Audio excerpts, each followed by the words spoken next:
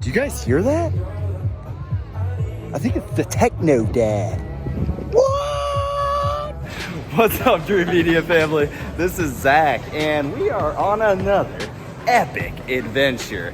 Today, we not only just filmed nonstop for 12 hours, but now it's 7:24, and we're catching a late night flight out to Reno, where we are going to be going down to Mammoth Lakes, California, meeting TECHNODAD. That's right. You know the TECHNODAD is on the dream team, and we're just super excited to hang out with him and see a little bit of where he gets his passion, because he said something a long time back that really caught my eye. He said, I review audio because I work audio. You know, he's an actual live DJ, and that was really inspiring to me. So I can't wait to go see him do his thing down there at the base of the mountain. And then, of course, we're gonna go check out his home system. So we're about to hop on this plane. Let's go!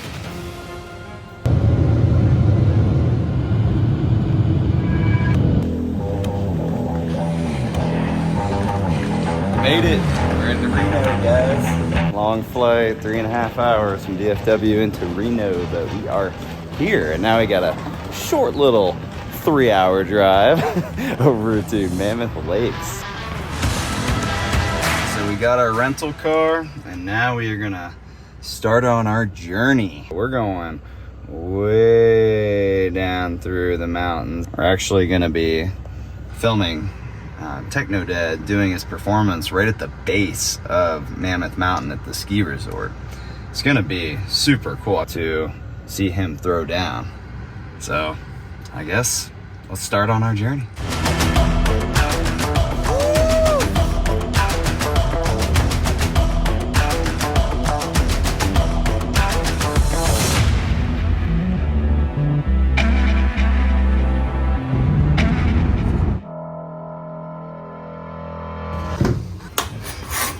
Getting ready to work. Oh, we're gonna get it for sure now. Yeah, I just can't help myself. It's the Colorado boy in me. Gotta get a little bit of shredding, you know. It's burrito time.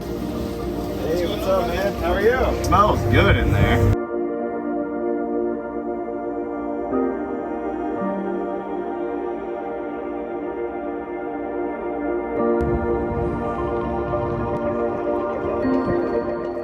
All right, Dreamedia family, we made it. We're out here at Mammoth Mountain. We're about to meet up with the TECHNODAD and get it going. Let's get in there. Good, I'm good.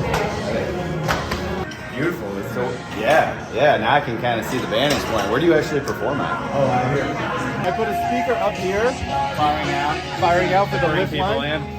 I got one here, one there. I switched from QSCs to RCFs, and the sound guys liked it so much they bought RCFs for years. Shit. So do you tie the indoor and outdoor together? Yes, and then like You got a mixing board? just for volume control for here, because sometimes I get a little hot outside. Yeah. I actually use this for weddings all the time, right? So this is just a basic mixer, one line in, one line out. And then they have volume control. They can reach it up here. So these are independently mixed from the rest? I mean, it's just for Or it's in line? just for because they used to come outside and be like, hey, it's too loud in here. And so I had to like wait like a few minutes to like switch songs and then run in here and then get to the back of this. And it was a pain. So I was just like, what can I do? So now you have a master control for these over there, and this is the secondary. Yeah, exactly. Just like our home distributed audio. Yeah, you know. TECHNODAD needs to make sure it sounds good in every inch of this place. Yeah, exactly. So then I got the RCF. So let's go check those out. Yeah, let's check it out. I don't want to lift the speaker above my head. So I found these things, right? So now, this is all I got to lift. That sits on the floor. And then this, and then there's this. So we got a 12-inch woofer here, and then we've got 8 2-inch full range drivers here. Nice. Right, in this section. And then they give you a little pull situation. To take it up a little higher. Oh, yeah.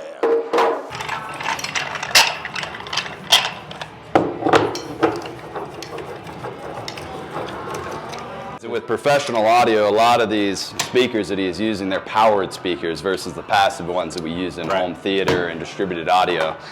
So he's like ready to run and gun right now. This is a Speak-On connector, this guy right here. If you've never seen anything like this is a Speak-On. It's a locking. It's a more professional kind of cable. They also have power cables with this on the end. It's called PowerCon. Like this is your regular standard IEC power cable, right? But when you get, you can buy, this is a locking one, so maybe $3-4. Yeah. The PowerCon power cables, $75. They're like very expensive. It's no joke. So, wow. So these lock into place. Like that. Yeah. You stick it in and then twist to the right. It's just providing this audio signal for the top. It's specific to this setup. It came with this. I see. Right. So it's XLR input, and then there's a output as well. There's an XLR output and a 1/4 inch output. So this is running 1400 watts peak, they say, which means what in RMS? Half that, so 700 watts RMS. So that's why I got 4 of them.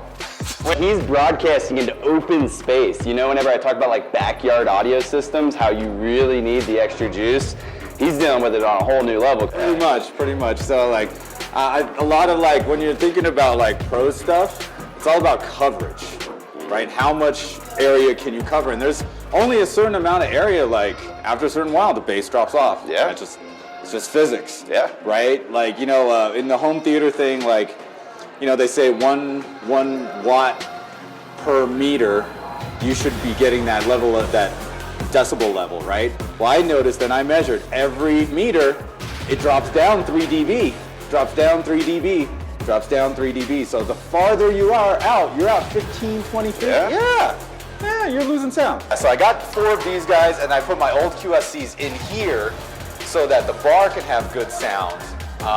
And I put it on that little mixer there so they can control the volume. What kind of music do you primarily play? Oh, dude, I play nothing but electronic and house music.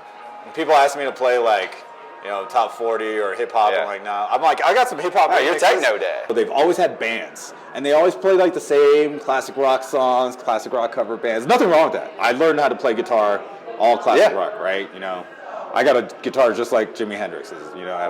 But so I come back, and now I'm facing the crowd, and this was the only lodge open. So there was a ton of people here. Yeah. And so I was just like, well, I don't want to play metal. So I just started banging out like some house music, right? And people just jumping up and down for a good hour. And then like the marketing people were like, hey, play some metal, play some metal. So I got on the microphone, you know, welcomed everybody to Mammoth, opening day, yada, yada. And I'm like, hey, I'm sure you see the metal theme. So then, you know, I'm like, here's some metal. So I played some Slayer, some Metallica. Third metal song we got into, sound guy gets a call from the dude upstairs. Somebody's saying put the house back on. They're just like, Chana, we want you back every Friday and Saturday in winter. And I was like, sure. And that's their peak business. Yeah. Yeah, and sometimes wow, that says a lot.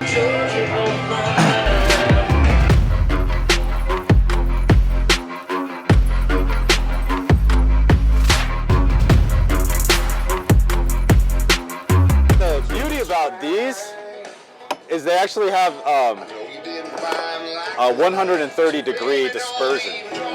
If you're standing in front of it talking, it's not that loud. Yeah, dude, that's super easy. Yeah, that's great. Yeah, right? So I know lifting heavy things, and then I usually walk that way once everything's set up to make sure to get an even distribution of sound. Next there are the decks. Yeah.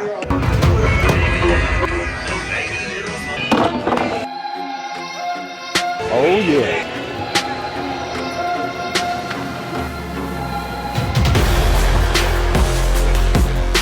So there's a different signal chain, right?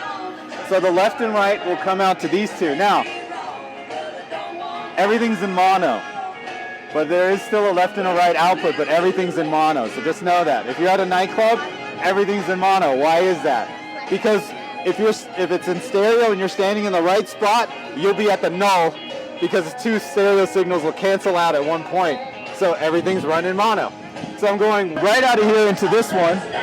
And then this is going to send the signal to the black speaker. And then the left is going to that one up front, which is splitting off and giving signal to the inside, and the other speaker on the other side of the bar. You want to see something funny? I'm sponsored by Screwball Peanut Butter Whiskey.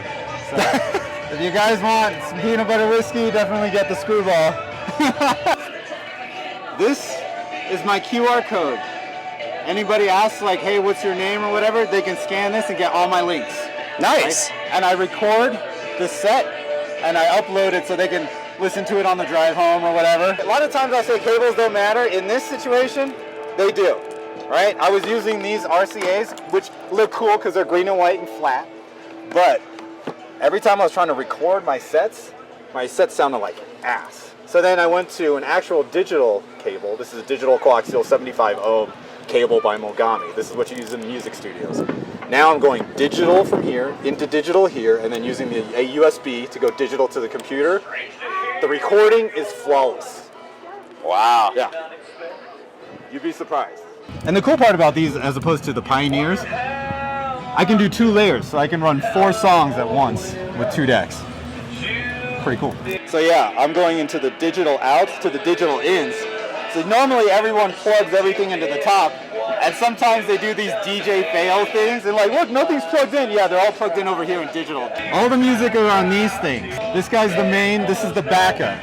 Always have to have a backup. With analog, it'd be 2 per deck, but with digital, it's only 1. Yeah. So I'm cutting down on 4 cables. This was the last one in the United States. I had to pay double price for this in 2020.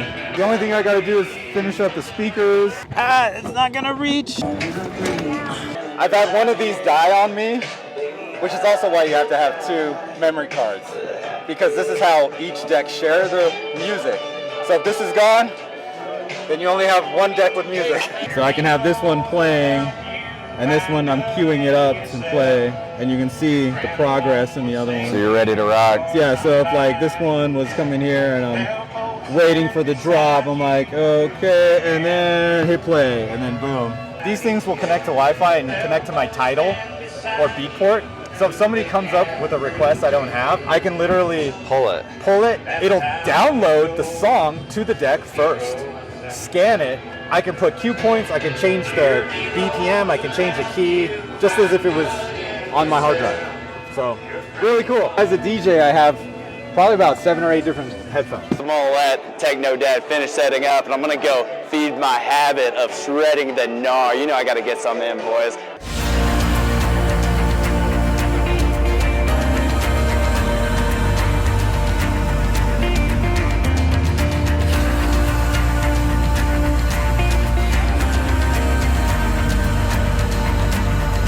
Yeah, happy Saturday, everybody. That goes out to the staff here at Tusk Bar. They are simply the best. I am DJ Chana.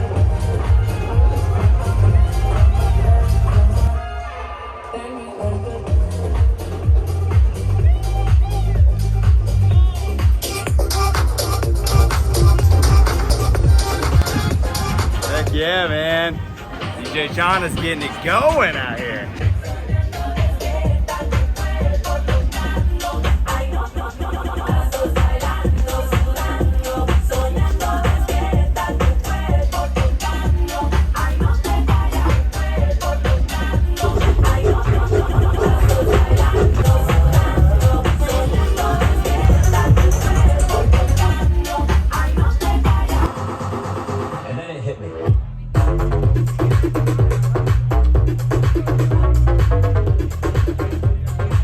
So now you can see another vantage point.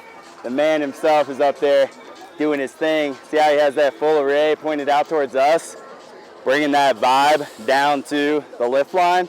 That's what it's all about, guys. The same thing applies to residential home audio. Audio carries really smooth throughout the entire space, which is gonna do a couple things. It's obviously gonna make sure that the vibe is on point, but it's gonna make it to where the guests can actually still hold a conversation. Like me and you are talking right now, we can clearly hear the music, but it's not overpowering. Whereas if he just had 2 speakers up there as part of his setup, he'd have to blast them so loud that like people sitting right in front of him, it would be painful, and people at the back would barely be able to hear it. So whenever you're consulting with my guys here at Dreamedia, they're gonna talk about matching the appropriate amplifiers and speakers together so that we can maximize the potential of those speakers, as well as make sure that we have the appropriate number of speakers.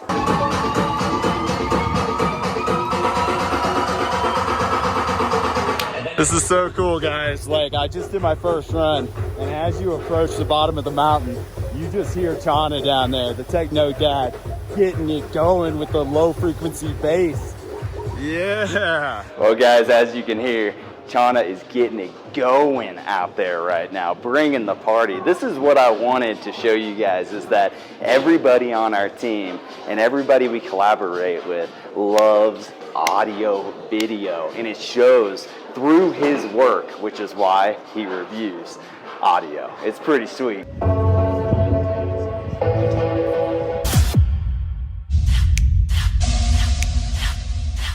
I hope you guys liked this video. If you did, give me a big thumbs up and smash that subscribe button down below. Till next time, this is Zach with Dreamedia Home Theater. Thank you for watching.